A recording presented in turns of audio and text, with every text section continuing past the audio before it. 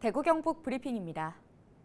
10일 오후 5시 55분쯤 경주시 충효동의 5층 공동주택 건물에서 화재가 발생했습니다. 이 불로 3층 원룸에 거주하던 50대 1명이 숨지고 8명이 연기를 마시는 등 부상을 입었습니다. 소방당국은 원룸에 불이 났다는 신고를 받고 인력 55명, 차량 22대를 투입해 신고 접수 40여 분 만에 화재를 진압했습니다. 경찰과 소방당국은 정확한 화재 원인을 조사하고 있습니다.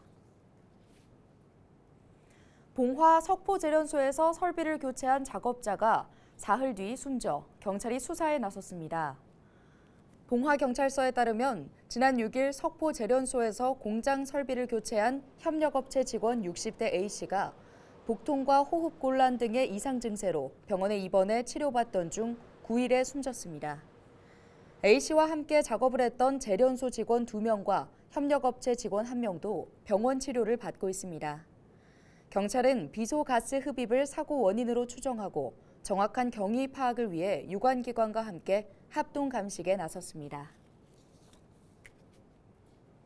학생들의 거센 반발에 부딪혔던 경북대와 금호공대 간 통합 추진 논의가 중단됐습니다.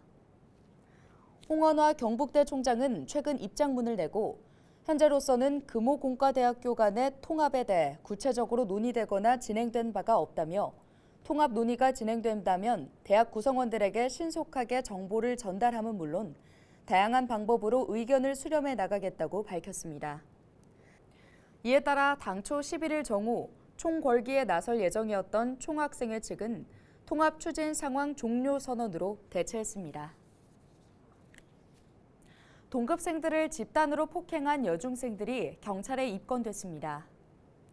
경주경찰서는 지난 9일 오후 9시 40분쯤 경주의 한 야외 주차장에서 동급생을 집단으로 폭행하고 폭행 장면을 SNS에 올린 여중생들을 검거했습니다.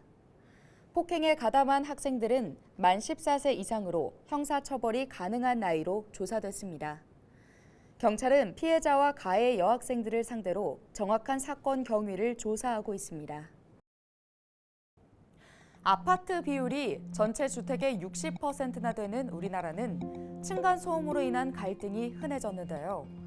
층간소음으로 인해 일어난 폭력과 살인 같은 5대 강력 범죄 발생 건수는 2021년 110건, 11건이었던 2016년과 비교했을 때 10배나 증가했습니다.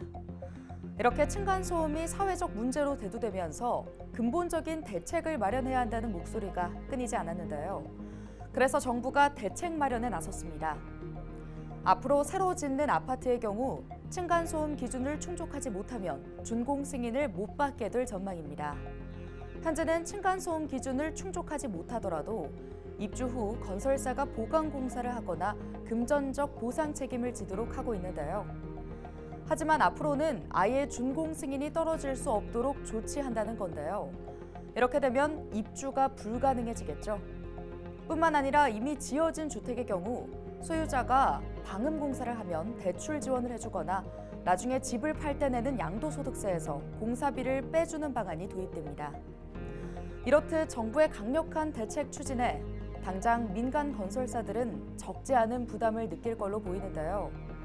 하지만 층간소음이 생명을 해칠 만큼 심각해진 지금 건물 구조에서 해법을 찾을 수 있길 기대해 봅니다.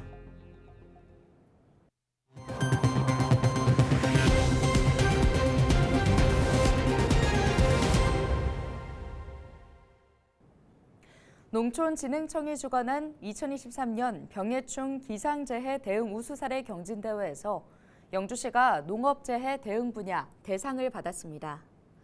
올해 우박과 집중호우 등으로 총 4,305헥타르의 농가 피해가 발생한 영주시는 재난지원금 176억 4,300만 원을 확보해 지급하고 드론을 활용한 벼병해충 방제를 긴급 지원하는 등 다양한 농업재해 예방 대응 활동을 펼쳤습니다. 특히 방사팬 설치 시범 사업 등 이상기후에 대응하기 위한 다양한 사업을 선도적으로 추진한 점에 높은 평가를 받았습니다. 지금까지 대구 경북 브리핑이었습니다.